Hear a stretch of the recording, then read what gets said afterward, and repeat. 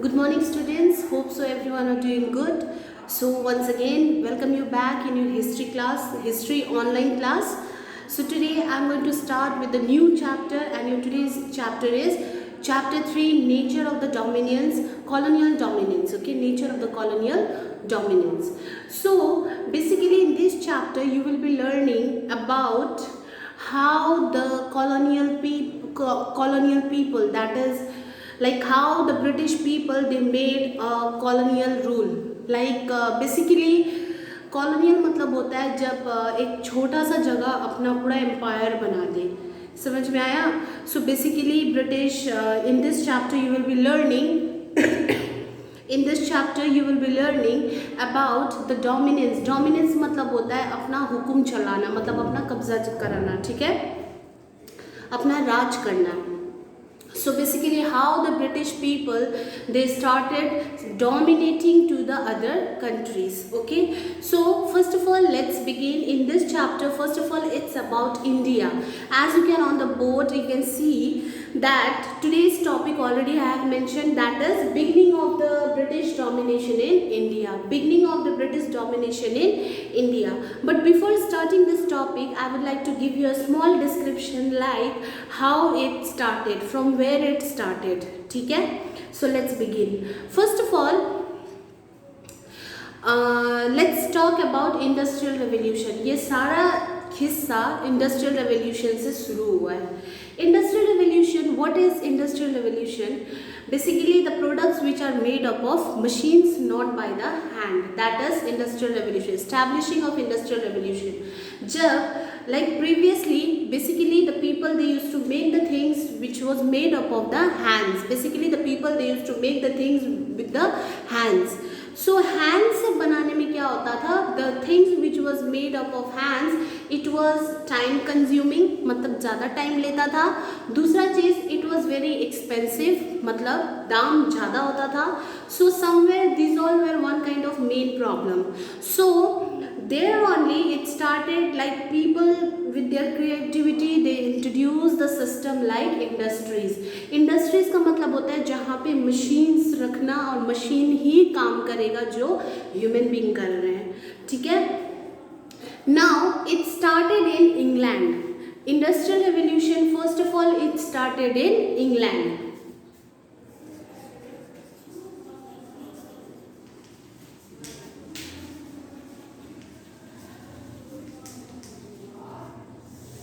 It started in England in the year 1760.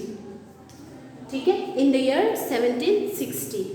अब यहाँ से किस्सा क्या हुआ that पहले तो सिर्फ इंग्लैंड में था, that the machines were only in England. That's why other countries, other people like from other countries, the people from other countries basically they used to give the order in England only. मतलब एक ही industry होने की वजह से काफ़ी सारे जगह के जो डिफरेंट जगह के जो पीपल लोग थे, फॉर एग्जांपल जो यूरोपियन कंट्रीज थे बेसिकली लाइक फ्रांस और भी etcetera like Europe etcetera this kind of people they used to always give orders to England only कि मशीन्स में सामान बनाना है, for example this duster.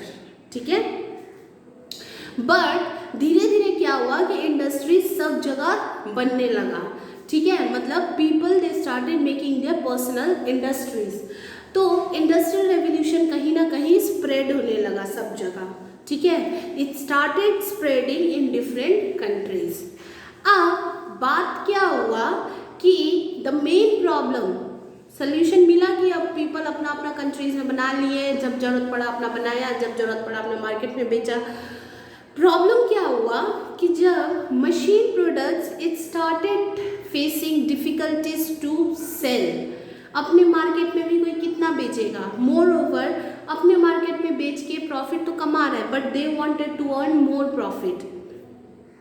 That's why now they started facing problem now where to sell the products. मतलब अब कोई भी सामान बना रहा है तो उस सामान को बेचना है.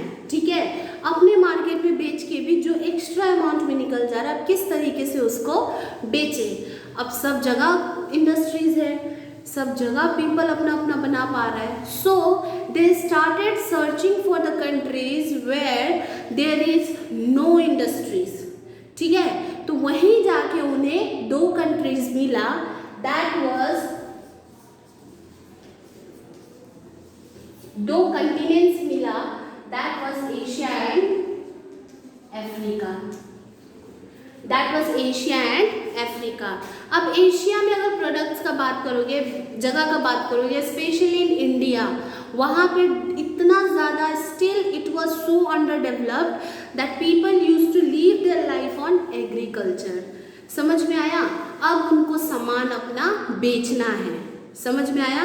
तो उन्होंने क्या किया, England people like Britishers, they came to India, specially one area that was named as Bengal.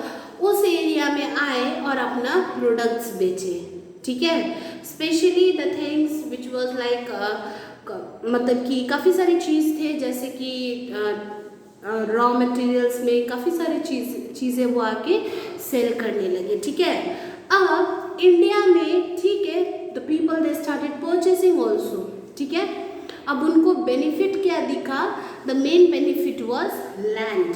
ठीक है, क्योंकि इंडिया में बेसिकली एग्रीकल्चरल लैंड ऐसे थे कि यहाँ पे कुछ भी उगाने से उग जाता था. ठीक है, basically the things which was totally dependent on the raw materials, क्योंकि इंडिया में उस चीज़ का, मतलब एशिया एरिया में उस चीज़ का ज़्यादा ग्रोथ, मतलब प्रोडक्शन, ग्रोइंग प्रोडक्शन ज़्यादा था. ठीक है, अब उनको क्या हुआ, इस चीज़ में बेनिफिट दिखा. The England people, they like the Britishers, they started searching benefits in this situation. ठीक है, तो उनको अब चाहिए था one area like one land, like piece of land to cultivate. But that time the Nawab of Bengal, he was Siraj-ud-Dawla, whereas Siraj-ud-Dawla, he directly denied to give any area to Britishers, क्योंकि सिराज-उद-दौला को पता था कि कभी ना कभी Britishers ये सब चीज़ का बेनिफिट्स अच्छा खासा उठाएंगे. More over, if they will introduce machines in this area, then what will be the condition of the agricultures? So that's why Siraj-ud-Dawla, he denied to give a portion of land. ठीक है, अब इसमें क्या हुआ कि Britishers, they were little bit aggressive with this answer. So after that क्या हुआ कि इन लोग चाहते थे, like they applied their own rule, and that rule was war. कि war में बाई चांस अगर कोई जीतता है, then that will be their particular, that whole area will be their particular people. ठीक है, तो उसमें क्या हुआ, वॉर हुआ. Siraj-ud-Daulah, he was defeated by the Britishers. Britishers से इसलिए डिफीटेड हो गए क्योंकि Britishers were like they were more powerful by the military force. Britishers के जो मिलिट्री फोर्स थे, they were like very much trained, well trained, उनके पास गुड वेपन्स था. तो कहीं ना कहीं ये रीज़न था कि सिराज-उद-दौला को डिफीट कर दिया. ठीक है, डिफीट करके ब्रिटिशर्स ने कब्जा कर लिया बंगाल पे. ठीक है, अब that thing only, this war, whatever happened, war जो हुआ कब्जा करने के लिए, that war was named as battle of Plassey. It was in the place of Plassey, that's why it is named as Battle of Plassey.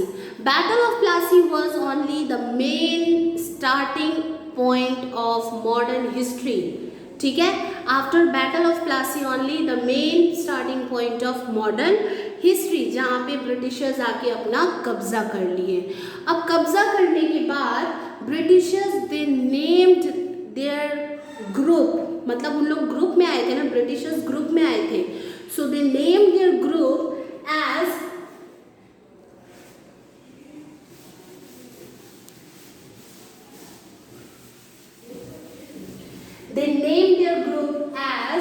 East India Company. East India company इसीलिए नाम रखा क्योंकि बंगाल ईस्ट साइड है, तो इसीलिए east India company नाम रख लिया. ठीक है, अब ब्रिटिशर्स के जो ग्रुप थे, मतलब कि मेन जो लोग का हेड था, that was still in England, they were still in England, क्योंकि वो मेन हेड नहीं तो भेजा था ना, दैट वाज रॉबर्ट क्लाइव ने ही तो भेजा था कि जाओ सामान बेचो, प्रॉफिट होगा। तो फिर ये सब चीज़ कहीं ना कहीं, तो फिर जब हुआ तो उन्होंने जब कब्जा किया, the main it was still in England. तो ईस्ट इंडिया कंपनी उन्होंने अपना वो पर्टिकुलर एरिया का जो ग्रुप था, जो ब्रिटिशर्स के जो ग्रुप थे विद द 20 मेंबर्स, उन्होंने अपना नाम रखा, that was east India company. So like this it was the beginning of the Britishers domination in India. ठीक है। After the Battle of Plassey, it was the introduction of like introducing the new thing that was modern age. ठीक है। So moreover, इसके बाद क्या हुआ कि Britishers ने अपना शुरू कर दिया काम, मार्केटिंग, इकोनॉमिक सेक्टर्स अपने हाथ में लेना, इकोनॉमिकली पावर अपने हाथ में लेना। फिर उन्होंने क्या किया कि they directly did not like they were not on the throne. उन्होंने क्या किया कि बंगाल के पीपल का सपोर्ट पाने के लिए, like Britishers they wanted, because see king is incomplete without the kingdom, so that's why Britishers they wanted that Bengal people should also support them।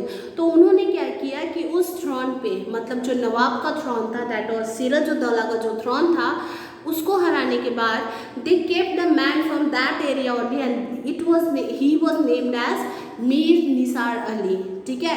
Mir Nisar Ali ने क्या किया कि वहाँ पे मतलब उसको रख दिया, बट मीर निसार अली ने डायरेक्टली मना कर, not Mir Nisar Ali, it was Mir Jafar, उसको रख दिया। एंड उसके बाद क्या हुआ कि उसको मतलब Mir Jafar like he knew the plan of Britishers to rule on Bengal, so that's why he denied to rule on throne। तो इसीलिए ब्रिटिशर्स ने फिर अपना आदमी रखा। So like this only the Britishers they started ruling, they started domination in Bengal। So your today's topic is only up to this much.